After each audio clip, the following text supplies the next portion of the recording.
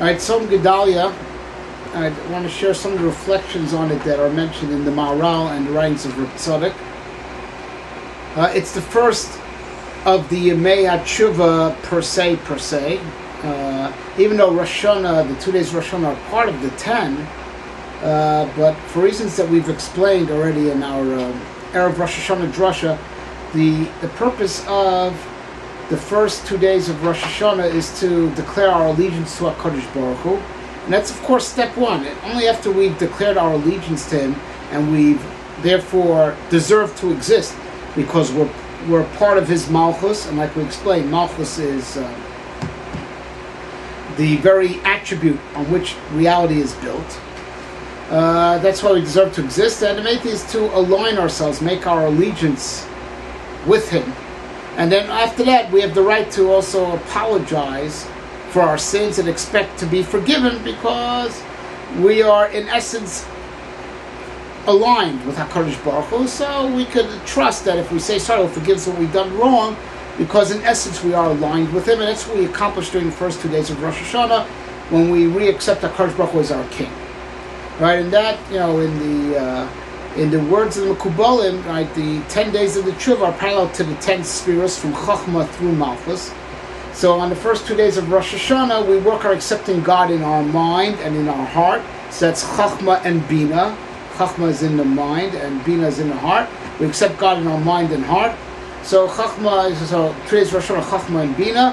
And the third of the Aseret Tshuva, which is Tzom Gedaliah, is Das. Right? Connected knowledge, and the meat of knowledge is our overall system of how we conduct ourselves in all our affairs. Right? The aspect of the mind and heart that permeates all our actions, that meat is called das. Das, knowledge, is like the overall plan by which we conduct all our affairs, and that's what we develop on Tzom Gedaliah, and we have to explain how. Now the Maharal in his Sefer Netzach Yisrael, which he wrote on the eternality of the Jewish people, that we have to believe in the eternality of the Jewish people despite the fact that we're in exile. So he points out an interesting thing. He's talking about the fast days that we have because of the calamities that befell the Jewish people, which are Shivasa B'Tammuz and Tisha B'Av in the summer, and Asura B'Tevis in the winter. So he points out that it's very apropos that these are extremities. Summer, extreme hot. Winter, extreme cold. Right, because the extremes are edges, and edges are the easiest thing to break off. It's on the outer edge, so it's easiest to break off, right? Whereas something that's central, because it's in the middle, it's strong, right? So Shivas B'Tammuz and Tisha B'Av are the extreme of the summer, the extreme heat, and the extreme long days. And sometimes in the extreme of the winter, the extreme cold, and the extreme shortness of the days. And extremes are easy to break off because they're on the outer edge. Right? And he says Nisan and Tishrei are happy days for the Jewish people because these are central months, and that's also parallel to the fact that both in Nisan and Tishrei, Nisan when we have Pesach and Tishrei when we have Sukkot and the other Yom Tovim, parallel to that, it's also the equinox. It's the light period and the dark period of the 24 period are roughly the same size. It's equal. It's central, it's in the middle, it's our strong point. Right, so then he raised the question, but Tzom Gedaliah is in Tishrei.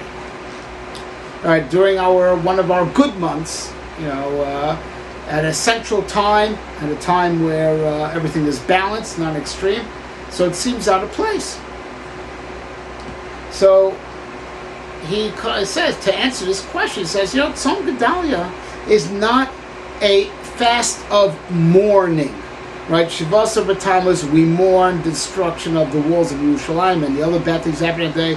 Tisha B'Av, we mourn the destruction of the temple, and Shivasa B'Tammuz, we mourn the fact that the siege started as well as the other calamities that happened that day. He says, Tzom Gedaliah is not a fast of mourning, right? He draws a conclusion from, it has to be that way because of the time period that it falls out in. It's just not a time that represents destruction. Just the opposite. It's a time that represents renewal. And says the Maharal, what Tzom Gedaliah is all about? Even though it's a terrible thing that the governor of what was left of the Jewish kingdom after Nebuchadnezzar destroyed Belshazzar. It's technically the governor was murdered, and that sort of brought an end to that settlement, right, in a certain way, right? Even though it's a bad thing, but we're not fasting because we're mourning, the death of the governor and what happened as a result. It is a fast of the fact that Misas Tzadikim, that Tzadikim passed on. It's not a fast of mourning. It's a fast like a person may fast on the day that his father died, right? There's a certain element of sadness, but it's not sadness over destruction. It's not avelus. It's not mourning, right? It's a response to a situation, but not a situation of destruction, a situation of that requires fasting, but not a situation of destruction. We know, Chazal tell us that Misas Tzadikim is machaper, right? When a tzaddik passes on, it atones, not just for the tzaddik himself, it atones for his whole generation as if a sacrifice was being offered. Right? And the Maharal explains, right? A sacrifice being offered, right? You bring this animal back to Hashem, who created it. That's a sacrifice. Korban, a sacrifice, milashon karov, closeness. Korban milashon karov, make this animal close to its creator. You bring it back to its creator. And when a tzaddik dies, as much as we're sad that we don't have the tzaddik with us anymore, but there's also an aspect that the tzaddik, because we're confident he's a righteous person, he's going back to Hashem. He's going straight from this world back to God. The Rambam says, quite openly in the 7th chapter of Hilchos Tshuva, right? A person has to always do tshuva to ensure he dies as a Baal Tshuva. It's an interesting lashon. Always be doing tshuva to ensure you die as a Baal Tshuva. And my Rebbe Moshe Shapir Shlita explained that the pshat is that the day you die should be the day that you go back to Hashem, right? Your soul goes back to her Father in heaven. So to ensure that that's the way the day you die will be, you should always be doing tshuva, always be returning to God. That way you can be assured that the day you die will be the day that you return to Hashem. If you have a lot of sins on your hands, the day you die is the day, your neshama will go to Gehenna first stop. But always be doing tshuva, always be returning to God. So as your day you die will be the day your soul returns to Hashem in heaven. Right? And that's what we're confident happens when the tzaddikim die. And that means when the tzaddikim die, they are sacrificed. Like we bring this animal back to Hashem who created it by burning it on the altar. The tzaddik goes back to Hashem, no less than a sacrifice. And that is like a sin offering. He's a korban. He's a sacrifice for his whole generation. Says the Maharal, that is the nature of Tzom Gedaliah. We fast to be in sync with the fact that a tzaddik died on that day. It's not a fast over the destruction of the settlement that was left in Eretz Yisrael. It's a fast for Misas Tzadikim. It's fast to be in sync with, in a way that we're about to explain, to be in sync with the death of a tzaddik. The tzaddik with his death goes back to Hashem, and he is therefore a living sacrifice that goes back to HaKadosh Baruch Hu, and therefore an atonement on his whole generation, right? And that's the significance of Tzom Gedaliah, and that's why it comes up during Aseres Yemei Tshuva, the 10 days of going back to Hashem, 10 days of repentance, which is going back to Hashem. So also on this day, Gedaliah ben Achikam went back to Hashem, and he was a sacrifice for the whole Jewish people. We have to try to emulate that, and that way, add power to the days of Aseres Yemei Tshuva. And the way we do it, says the Maharal, and Reb Tzadok further expands this theme in his writings, is that by fasting, right, so we push the body down.